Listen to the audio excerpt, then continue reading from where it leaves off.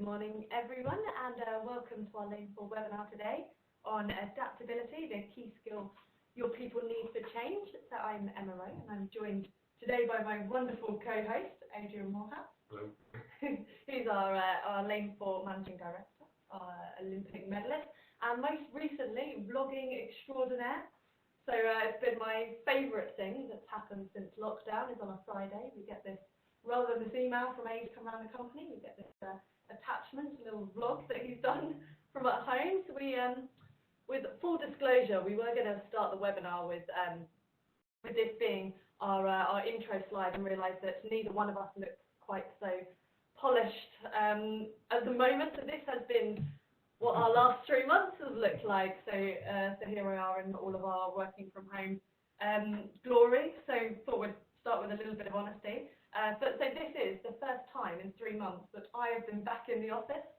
So we're back in today, and in some ways it feels like it's come in full circle to walk back in the office, but it really, in reality, it hasn't. I mean, there's been so much change that's happened over the past 3 months, and lots of highs and lows, things that have been extremely exciting, but then also some really tough, kind of heart-wrenching decisions that have been needed to make.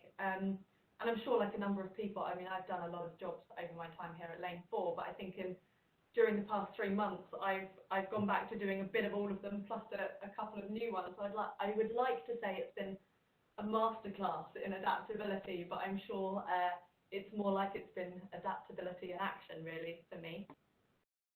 So I mean, my adaptability is wearing glasses and looking at the screen a lot.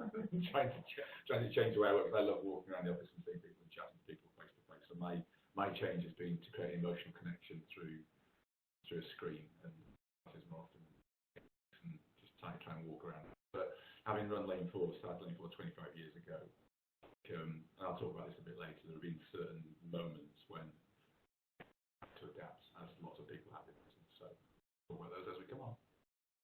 I mean, that's really why we thought this webinar was a relevant one for now, because there have been a lot of change, and not just for us, but we recognise it in our clients across different sectors, different types of business.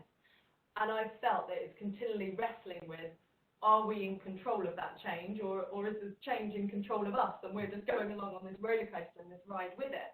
And it feels like it's kind of grappling with that as we go along. So we're aware that adaptability is a well-known term. People get it at a rational level, but when you break it down, what really is adaptability? So that's a little bit of what we wanted to, what we thought would be useful to share with you today. So these are the objectives, what changes we've noticed in the marketplace, understanding some of Lane 4's perspective on adaptability, and then the good news, really, looking at how is and can adaptability be developed. Okay, so look, I mean, the change is constant. We hear this a lot. I've heard it in 25 years, I think, in business. But I mean, some of the stuff that, as Emma said, is proactive, some is reactive. So the same old things are there, you know, working in a virtual world. People have had remote teams. I've been working with international remote teams for quite a while now. We've had ourselves in Lane 4, those teams. And how do you build emotional connection, build trust? Engagement is still one of the issues. It always has been.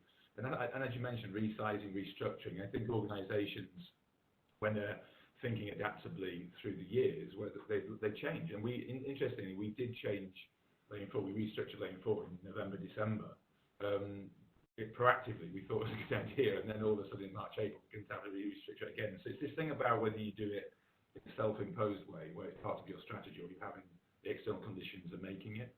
But there's other things at play now, and I think when you're working in B2C, when you're looking at customer service and you interact with the customers, I mentioned it on one of my LinkedIn blogs actually, that I think the world of the employee and the customer is so close right now, because we're almost like we're all in it together. So when you are served by somebody in a shop, a restaurant, or wherever you are, they're just like us. They go wear the mask. They're thinking about their safety, physical safety, as you are. So it changes things. We're closer together, and yet the mask itself creates a barrier, so we're further apart. So it's quite interesting in how we're working with that, and people are desperate, I think, to have some form of like it used to be, but it will never be like it used to be.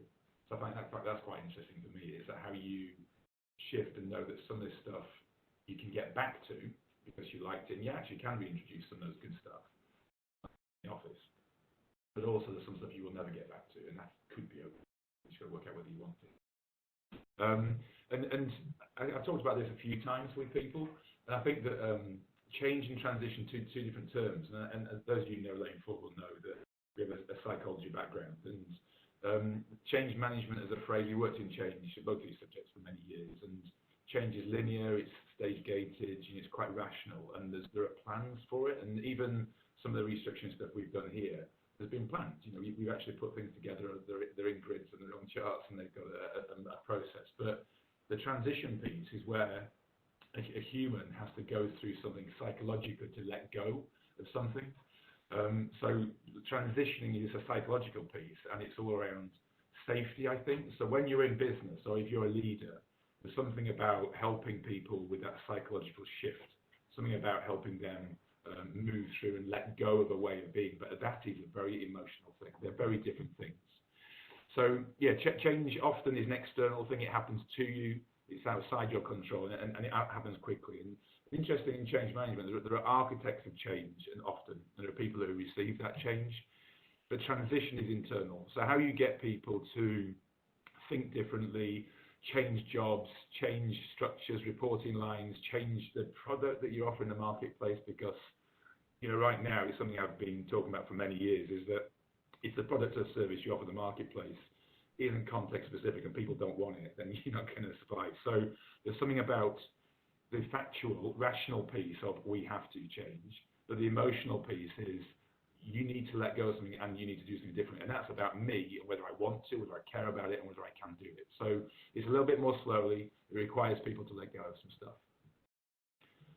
So adaptability, it's not a phrase that we plucked out the sky or coined from anywhere. Actually, it's been around for a while, but particularly in 2019, 2020, it's been named by multiple areas. So CIPD, from LinkedIn Learning, I mean, you can see them up there, Harvard Business Review, we've got Forbes there, the Telegraph. It's recognised as one of these skills that companies most need moving forward. As Abe said, we've worked in the space of change and transition for over 25 years now, but over the last 2 years, we've really had a focus on, well, what is adaptability and how does this play into the world of change and transition? So if we take previous views on talent, when you're recruiting people, they might look for what's their previous experience. Have they built out a strategy before? What organisations have they previously worked in?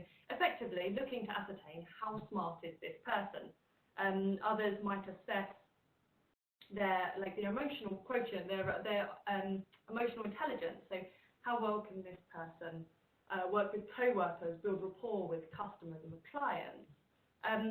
But really now, thought leadership starts looking for signs of a different trait. So not of this IQ or EQ, but actually of what is being termed AQ. And it's that ability to adapt. So how well does a person react to the inevitability of change? And that's what we've spent a lot of time actually really thoroughly researching. As I said, we've got an in-house research department that have been looking at what are the different types of adaptability, or what makes up, what is the makeup of someone who is highly adaptable. And what we found is it's not actually a single skill. In fact, we found 5 different types of adaptability, and each of these help us respond effectively to our environment and the different circumstances that we find ourselves in. Thanks, Abe, just reminded me to change the slides along here. So with these 5 types of adaptability, what we've done is really bucket these. We've bucketed these into 2 things. One there, that you can see them up on the screen. So the first one is about thinking differently, getting the views of others, coming up with new solutions. And then that second part, fundamentally, is the ability to slow down and to catch your breath. Yeah, for me, these interact with each other, because if you can't do the second piece, which is being mindful, being present, slowing down, making sure that you create space, because at the moment there's very little space. I think the diary is filled up and never can work at 100 miles an hour.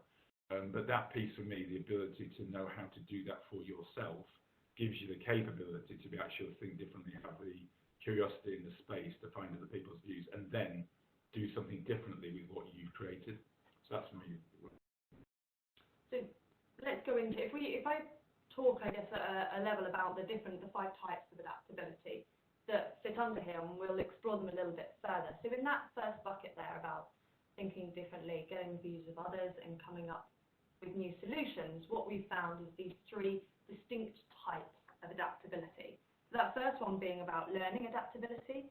So this is someone's ability to step outside of their comfort zone, and with that, it's the learning part is like, it's not just that curiosity and learning, it's not just the finding out new things, but it's being able to proactively learn new skills and then fundamentally be able to put that learning into action.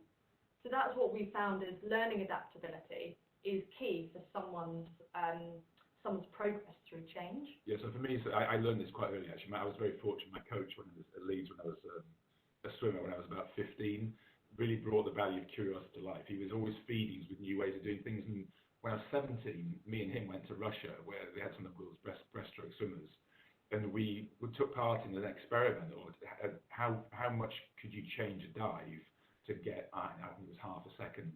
And the guys took us up to the 3-meter diving board and made us do a racing dive off a 3-meter diving board. Now that for me was scary. I was out of my comfort zone. But then when they took us onto the diving block and said, okay, the way you, if you like, came out of the water, so the arching your back and coming to the surface, you've got to do that now from a diving block, and it really worked. So facilitating, getting out of your comfort zone, doing something differently, and then using it.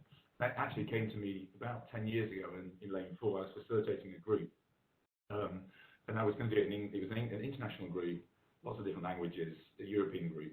And the client said, look, I know we've all got business English, you can do it in English, but could you do it in 3 languages? So we actually had some local facilitators. It was German, French, and Italian. And I was going to do the whole thing in English.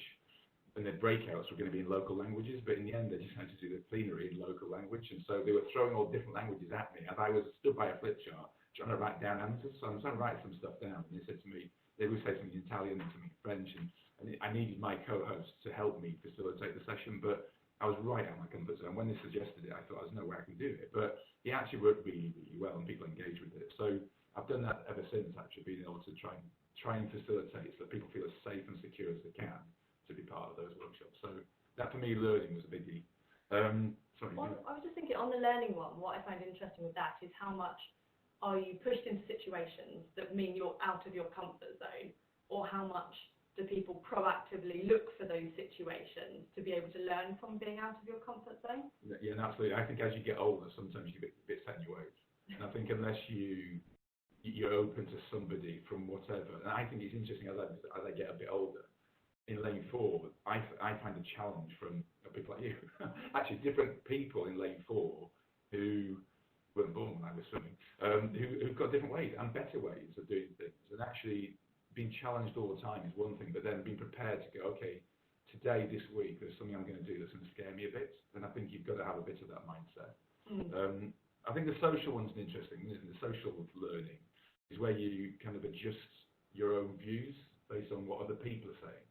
So it's taking in the viewpoint of others, being not only adjusting your style to meet theirs and understanding that, but it's the being able to link into what you just said there, taking on board the views of others, to actually actively listen to them, to be curious about their views, their thoughts, their feelings, their mindsets, and be able to do something with that. You see, I think this is really relevant right now, because if I think about all the movement, the different things that are happening in the world at large, Black Lives Matter, I think about, in Lane 4, we've got a mental health group called Mindful. There's so much around the community and the way we are all existing in business that, for me, social learning is fundamental to the business of the future and me as a leader of the future. If I want to tap into those things, I have a 4-year strategy, and it was created maybe a year ago, I think it was. But how useful is that? How much of that stuff has been brought into it? So being connected to different groups, I think, is really fundamentally important. So. And then that final one then, in that first bucket, is about the creative adaptability. So that is about someone's ability to come up with new or the best solution based on limited time and resources. Yeah, for me this is interesting because, I mean, I don't know how many people have called we've done some things like hackathons, which are sort of what-if questioning and sort of short sessions where you really brainstorm and get some ideas together for a particular question. And I've done that with about 3 different boards. I've done it on Zoom as well, so you can still do that. But what I think is interesting on this one is how limited are you by your social grouping or the way where you get information from. I'm really interested in where people find information, because if you just buy one newspaper and that's where you get your information, you're going to be limited and sort of your singular channel for your information. So I think being creative adaptability is actually knowing how to go to different channels and finding different ideas. Challenging yourself, reading something that you wouldn't normally read comes from a different point of view. Then you've got the chance to be creative. And that's where you can see, actually, as you talk through it there, really see where the learning and the social part comes in. As you said, going to different sources of information and being able to take those on board. And then with the social aspect, I mean, that's where inclusion and diversity plays a massive part. And like you say, being able to get those, have those different groups of people that you go to get ideas and insights and challenge your own perspective to help come up with some of those creative solutions. So for me, I mean, if anybody knows Carol Dweck's work, this is a sort of learning mind. So this is the open mind where you start to rather than fixing your mind. But it's actually, I think the thing for me is doing something with it. It's all like knowing and then doing. So for me, how do you bring this into life? So we'll move on to that second bucket then. So that's the slowing down and catching your breath. So in that we've got 2 types of adaptability.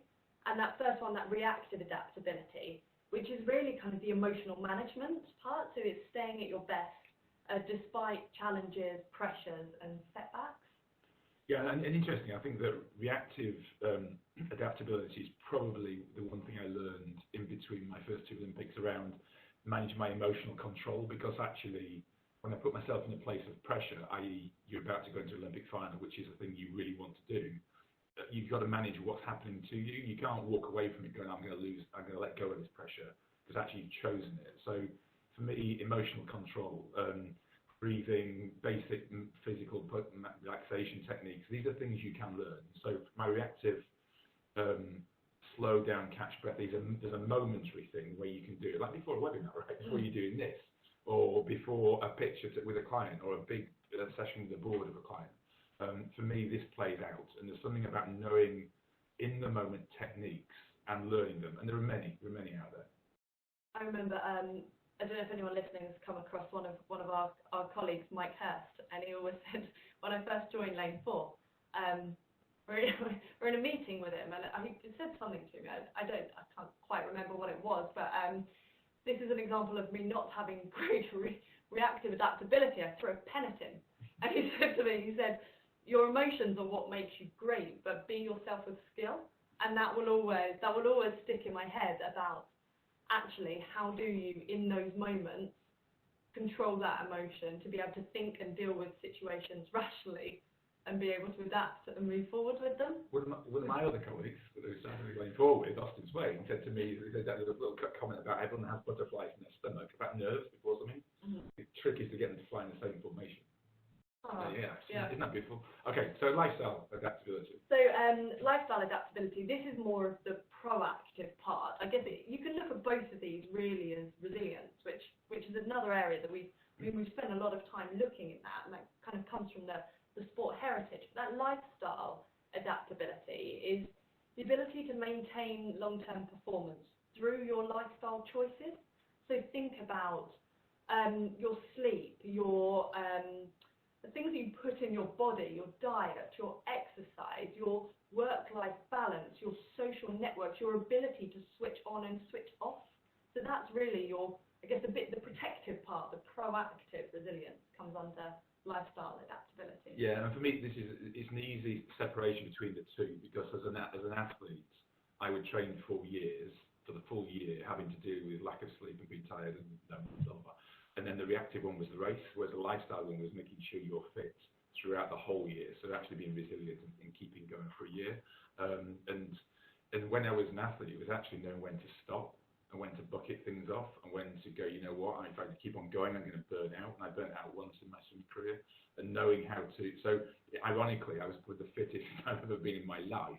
And yet I burnt out because I just did not get this right. And it happened to me probably in the first 3 years of Lane 4.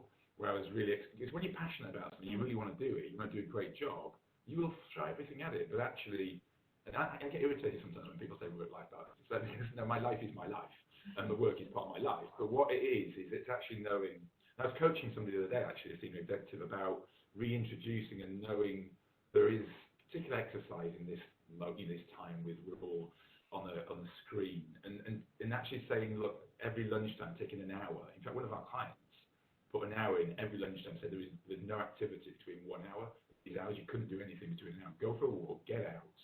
And so for me, I was coaching this guy, and we just talked about reintroducing exercise. But I think some people, when you're so full on, need it to be a replacement activity, to schedule it and become a habit. So I don't think it's just a one-off thing. Oh, I need to run today. Or I need to go for a walk. Works. I think for me to make lifestyle adaptability work, I have to create a habit of it. I have to go, okay, Tuesday. I've spoken to some of my clients over the last few months actually on the, actually cognitively, so really thinking about having to change what you do in your lifestyle because of your lifestyle's now changed. So I guess your argument there of what the work-life balance, work is part of life. When you then go to working from home that you're not used to doing and having kids at home that you're not used to doing, actually then being able to say, right, something needs to change in terms of my lifestyle adaptability here, because my previous routines and the ways that I did that self-care but and kept my energy levels topped up, those aren't going to work for me anymore. So I need to now change some of those practices to keep that relevant. And I think that's, again, they all interact, and that's why there's five, because learning from other people, what are other people doing, because if it's unusual for you, you can get some real great practice from other people. When that makes some suggestions, I think over the last 3-4 months, people have recognised this, they know it, and they're just looking for different ways of doing it, because I think a lot of people have gone, I can't keep on doing it the way I've been doing it. The way I ran it for the first 3 weeks of lockdown, I'm not doing that now. I'm very different than I do. It's because of the lifestyle piece, but it's because I was open-minded to learning different people and gathering different information. So they work together. So they're the 5 areas, and the 2 buckets, the 5 breakdown areas and the 2 buckets. Sorry, Ada, I'm just going to jump in before you go on to this next section. That I'm conscious what I haven't mentioned is we'll have 2-3 minutes at the end. So if anyone's got any burning questions coming out of what we've covered today, please just stick it in the chat box, and we've probably got a couple of minutes to be able to come to them live and answer those. So sorry. The bit I was going to move on to is that we can do this. The good news is you can develop it. A number of you know that one of my first jobs after retiring from swimming was I was head of talent development, British Swimming, and these areas of measure, understand, develop are kind of a fundamental piece of what we learned then. When you have talented people, and we all know we have talented people at work, but measuring where you are at and be able to quantify and categorize where common sense is maybe not common practice. You know some stuff, but actually where am I good at it, and getting that data, that performance analytics we used to call it in swimming, and then understand where I and you might be different. So our understanding is a very personal awareness piece based on the measurement, and then developing something with it. So we've taken that in lane 4. I mean, we've taken it online, and so as you can explain now, we've got a particular toolkit for people. Yeah, and when I go on to this, it's interesting when I said before about last year having the 4-year strategy, and in that 4-year strategy, digital focused incredibly heavily, a real focus around that. And actually going to adaptability in the last 3 months, that has been understandably expedited as well. So some of you might have come across our Adapt4 tool. We've had it out for a couple of years, but we've recently come out basically, so imagine an iPhone upgrade, have brought out our Adapt4 version 2. So we've got these personalised learning tools that have those 3 bits about measure, understand and develop. So Adapt4 really looks at that. If you've got a diagnostic up front that gives people a number of questions, it only takes about 5 minutes to answer, but it helps you reflect and think about, right, according to those 5 different types of adaptability, where am I strongest and where am I weakest at this? Where are the biggest areas to develop? And then from out of that, you then get this personalised report that you can see, I mean, the pictures are probably quite small for you there, but you've got these little graphic equalisers that say for these 5 areas, where are your strengths and development areas? You can click down on these, and there's like some personalised text to really get you to start to understand, well, how might this play out for you? What might you be noticing because of these strengths and these development areas? And then from there, there's 5 different e-learning modules that you can go on that will help you. You can dip in and out of them or do them all in one go, where they're fully kind of highly interactive. I would like to say engaging, I believe they're engaging, that helps you then go away and develop in these areas. So that's what we've brought out as part of our, I mean, we've got a more comprehensive adaptability work, but that's the diagnostic element and the digital learning element that we've brought out. Good, so that's the run through. We've got 5 minutes, I think, 3 or 4 minutes for those that are online who've got any questions for us. Happy to take them in the chat box, probably that's the best way, unless you want to put your hand up and we can maybe get some live questions, that'd be fantastic. Thanks. Oh, yeah, Sarah, got your hand up. So do you unmute yourself? Can we unmute yourself? Or? Okay, so there's one that's just come through here that's saying, so there's a question there about social adaptability. So how do you go about, how do you create, let's say, someone asking, how do you create a culture where you can promote people to be more open to these different mindsets and opinions? So how do you create more social adaptability? I think social adaptability for me is this piece about, it truly is at the heart of closed-minded, open-minded, and where you find information. It's become true for me, I think, when, actually around Brexit, when I realised that some of the information on social media, the way I was getting my news, was singular, and it was people like me, and it was I always got my information from certain places, but actually tuning into different places and bringing that to bear, even though it might feel like it's a bit alien, is really interesting, and it's really stimulating, actually. And having people who don't think like you bring information in, and I think we've been provoked in many ways in the last year, probably. And it's been lots of polarizing, but for me, I don't believe in that. So I want to go and understand different points of view. I want to bring things together. So I need to bring my thinking together. How do you do it? I think if you're in a leadership position, you have to role model it. Yeah. You absolutely run your teams in a role modeling way where you're gathering information from different sources and not showing that you are closed. Thank you. So another one here is, do you have any examples of in-the-moment techniques that would help me slow down, being able to think more clearly when I'm getting emotional? So what stopped you throwing a pen at Mike? What is something? I mean, there's multiple ways that we talk about this, and it's really finding the one that works for you, as cliche as I said, but one that actually works for me in those moments is stopping. I know it sounds really corny, but stopping and taking a breath, but not just taking a breath, but really focusing on counting the amount of time that I breathe in, so counting for 5 seconds to breathe in and breathe out for 7 seconds, and slowing my breath down and just focusing on that for a moment to be able to collect myself and then have, like you say, deal with those emotions and have a more rational conversation. So for me, this is where the two things fit together. So in the lifestyle adaptability, I do yoga. And so learning of basic mindfulness tech work. So I'm doing relaxation stuff through the year. So then when I find a moment, I have some of those techniques I can call on in the moment. And then in physical relaxation stuff, like an athlete, you tense a muscle, relax a muscle, you work through your body. So there's a physical thing, there's a mental thing. I think that's the way to do some of those things. But you can learn them. They're absolutely little techniques. And then the final bit on that is actually, as you just said, working out what your triggers are. So I know a trigger for me is sleep.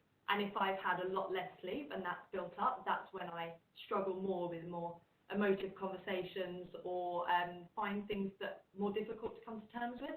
So just working out what your triggers are as well as those in-the-moment techniques.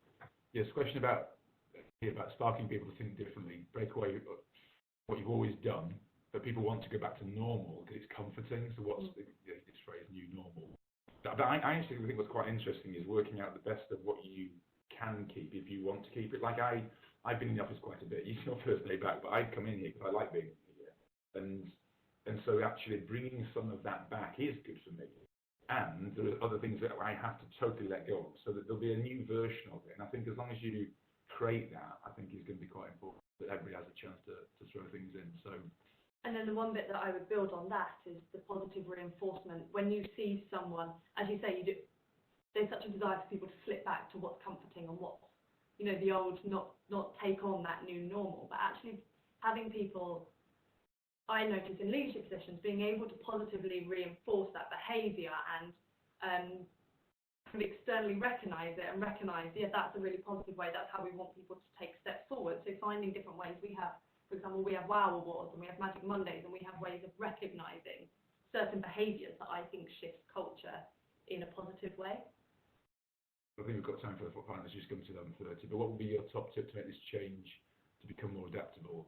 This change being COVID thing, possibly, or making any change to become more adaptable. I think the first one is to understand yourself. When I was working with my first sports psychologist, I knew some stuff already, but what they were able to do was to give me a context and a frame and say, look, here's the frame, and then I worked out what I knew and areas where I went, okay, I know that bit, and then there's another bit where I go, I don't know anything about that. So almost like understand the frame, and then be curious enough to follow the areas where you're not so good. But you do need to be open-minded, and I think that people now, if you think about the future, when it's uncertain, if you've got a curiosity and you spread your net wide, you've got more chance of being able to adapt to it. I'm conscious of the time, and it's 11:31. We've gone 1 minute over, but thank you all so much for joining. We'll send a follow-up email out. Look out for that, because we'll attach. We've got kind of an article on the 5 types of adaptability, so you don't need to be scribbling mad notes as you go. Hopefully there's something useful for all of you in there. And if there's any of today, for example, the Adaptable tour, if you want a demo, just get in touch, and we can sort that out for you. So thank you very much. We hope you found it useful, and look forward to coming into contact with you all soon, hopefully. Okay, thanks a lot.